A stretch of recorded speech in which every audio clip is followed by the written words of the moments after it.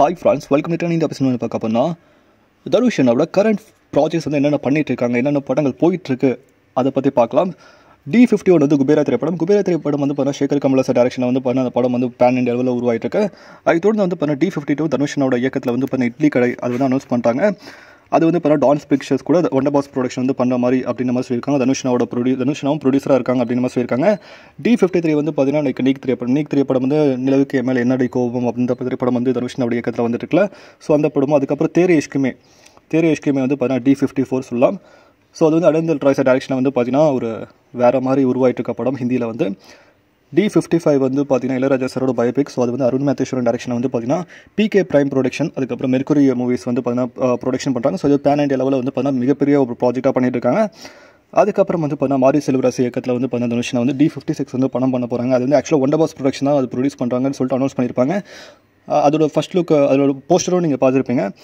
அது வந்து அருண் மேத்தேஸ்வரன் கூட தனுஷனை வந்து D57 வந்து இன்னொன்று படம் வந்து கமிட் பண்ணுறாங்க, ஒரு மிகப்பெரிய ப்ராஜெக்ட் ஒர்க் பண்ண போகிறாங்க அப்படின்னு சொல்கிறாங்க.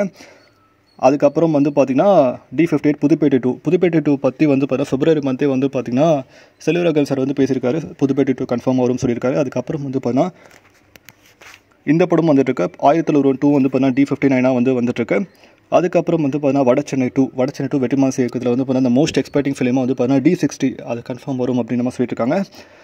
அப்புறம் கடைசியாக வந்து பார்த்தீங்கன்னா H. Sir direction D61.